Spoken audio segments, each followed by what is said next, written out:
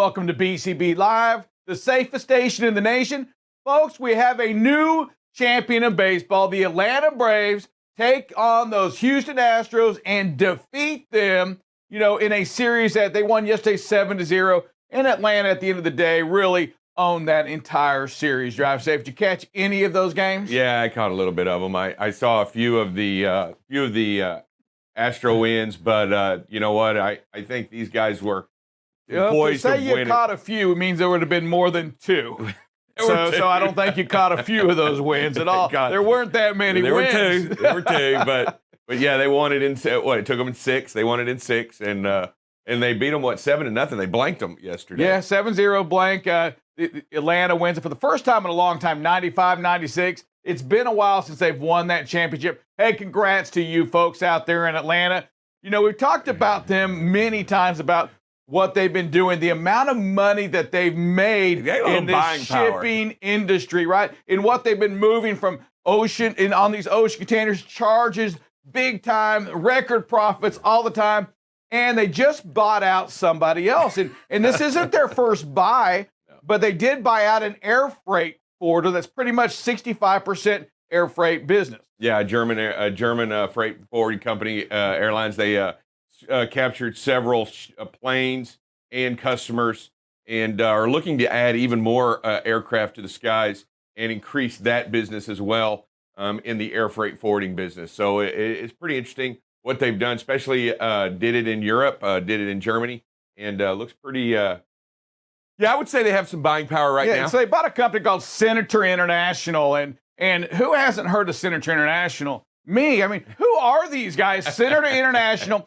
And you think that, well, that's just got to be, but they rolled out $644 million valuation. So they're a decent sized company.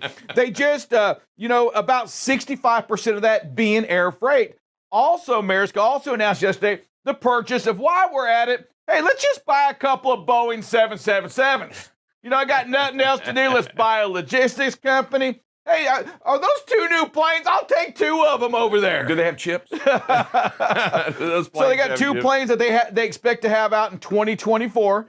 Again, now that will be operated by another company that they own, their own air operation team called Star Air that owns 15 aircraft already. Wow. So just real interesting to see some of these folks growing and growing and growing. And by the acquisitions, we're seeing a lot of that now. Maersk not only controls the water, they're going to start soon controlling the air as well. Air and sea, baby, all the way. And you're seeing a lot of logistics. American Outfitters, I don't know if you saw that, American Outfitters as well just announced yesterday they bought out a logistics company. So just kind of, in American Outfitters, a clothing place.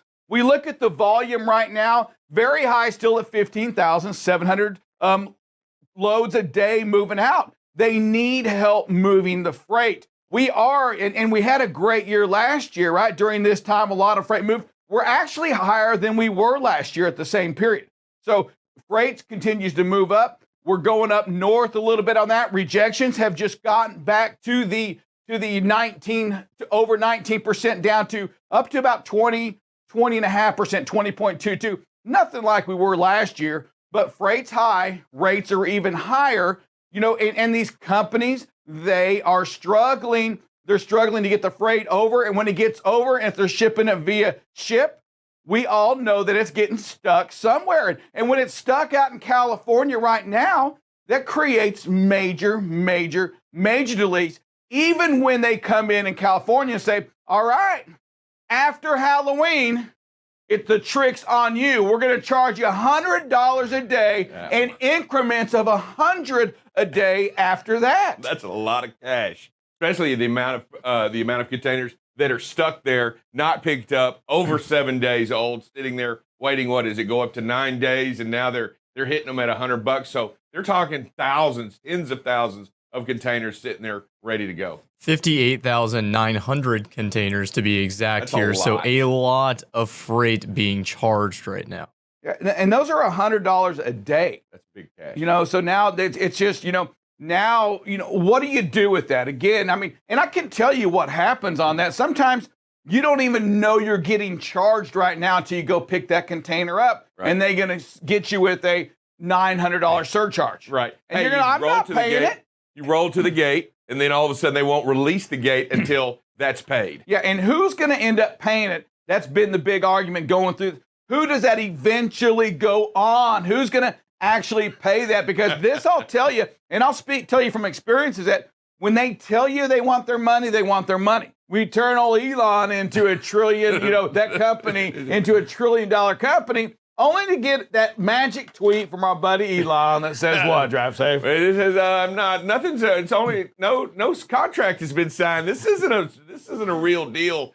It's a big maybe. Yeah. So that's what he says in a tweet on Monday. He goes, "I'd like to emphasize that no contract has been signed yet."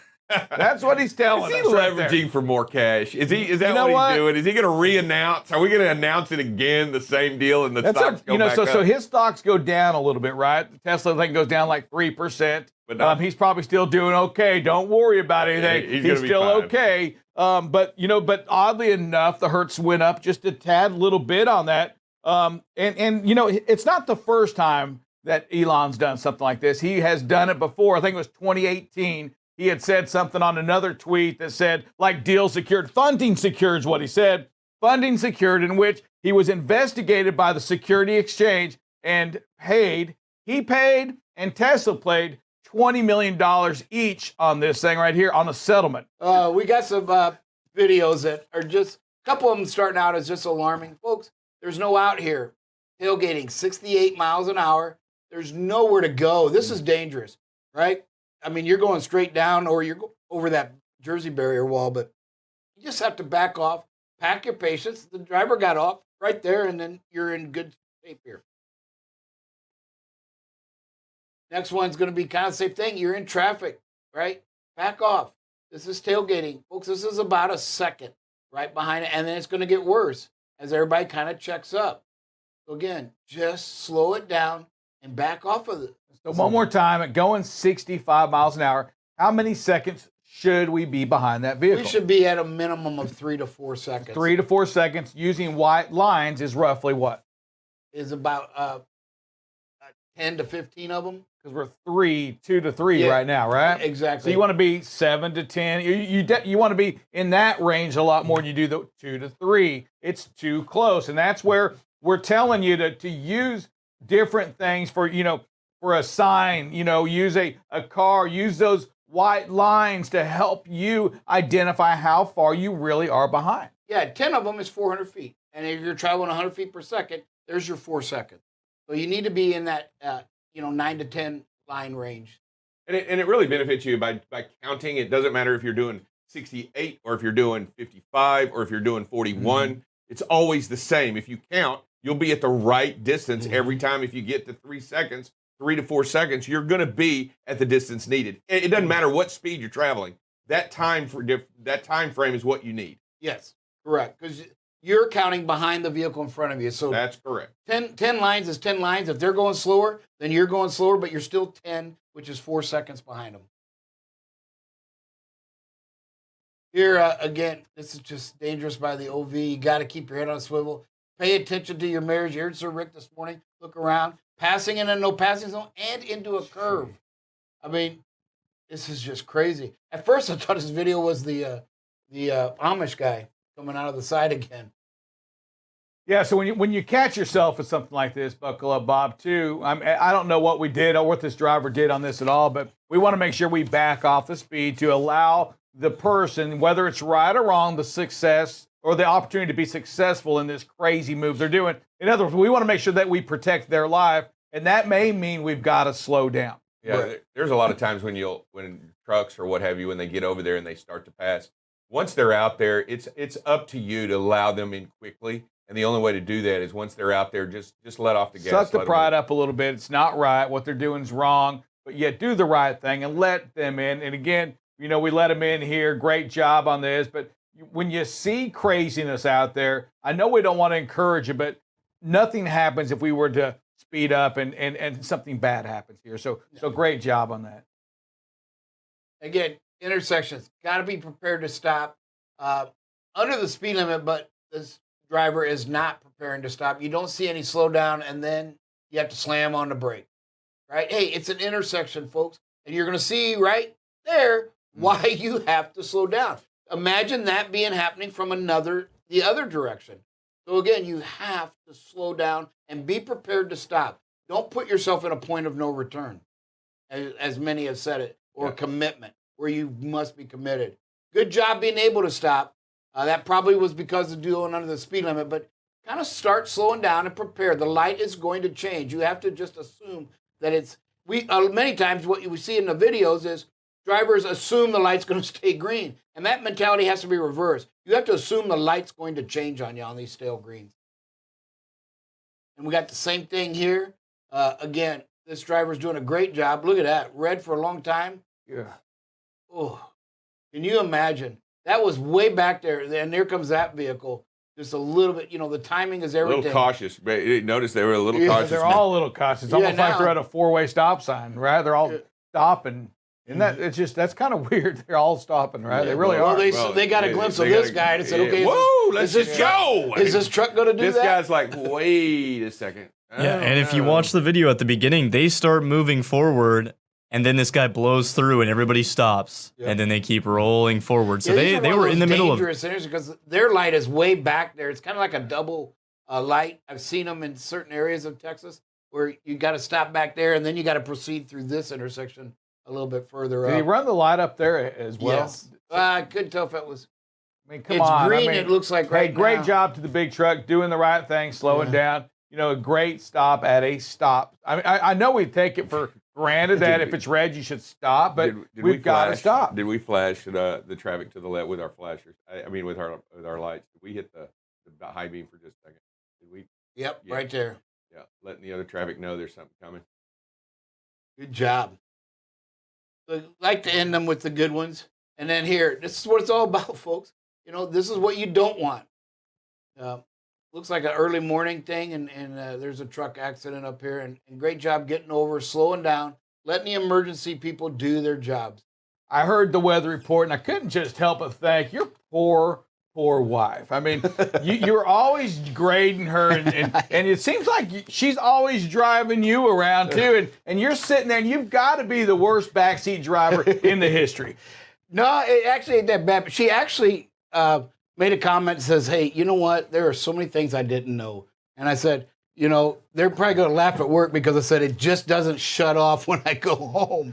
I said, but yeah, I look over, I said, hey, good job, 60 miles an hour and a 70 miles long because it was pouring. But then she started tailgating, and so I was like, Dan, what's going to happen if they stop? She's like, oh, yeah, Bob, there's just so many things I didn't know. I agree. Why isn't Bob driving since he's the expert? I'm just saying, why isn't he driving? You've got to train. Sir Rick's always saying you got to train people up, and I wonder how much sarcasm's in that too, right, producer? What he was saying, like, "Oh, Bob, you're so smart." No, she doesn't say that. You know what? You're the so best. safe. Yeah, tell me There's more. Probably a little sarcasm in that buckle up, Bob. I'm just saying. No. There's a lot of humility on my part because I have to always start to say, hey, I did all this till I saw the videos from our drivers. There's a lot of humility on my part. There is. I too was once like you. That's right. I once too was as bad. That's one of them backhanded compliments. Wow. I used to be as bad as you. Oh man! So Bob, we talked a little bit about drugs and yesterday when you're off about the the testing and everything like that. We talked about the big over in at the bridge of Laredo there. We had a big cocaine bust there. Talk about all the drugs. We can't do drugs while we drive. We can't do anything. We got to watch all of that, right? And including, over-the-counter medicine as well. What do you have on store for us today? Yeah, today we're going to talk about the driver fitness category. And again, good news, we are at 0, and it should be. Many of these are very easily to be at 0, folks. And what that is, the driver fitness is basically your CDLs and your physical cards, right? You just should have them updated. That's typically what's going to be in the driver fitness. And again, the drugs, you got to report this stuff. We can help. We've had some situations in the past where drivers have almost failed tests because of the fact that they didn't report something. And they supposedly took it. There was just traces because they took it and they drove after 48 hours. And most of these drugs that are tested, you gotta be not driving for 72 hours after you take that last pill. And so again, just avoid the headaches because a lot of good drivers can be really sabotaged by this a little bit by their own not reporting. we're here to help you, and we can help you by you reporting that, and we can let you know, hey, if you're going to take this, you can't drive for 72 hours till you take the last one.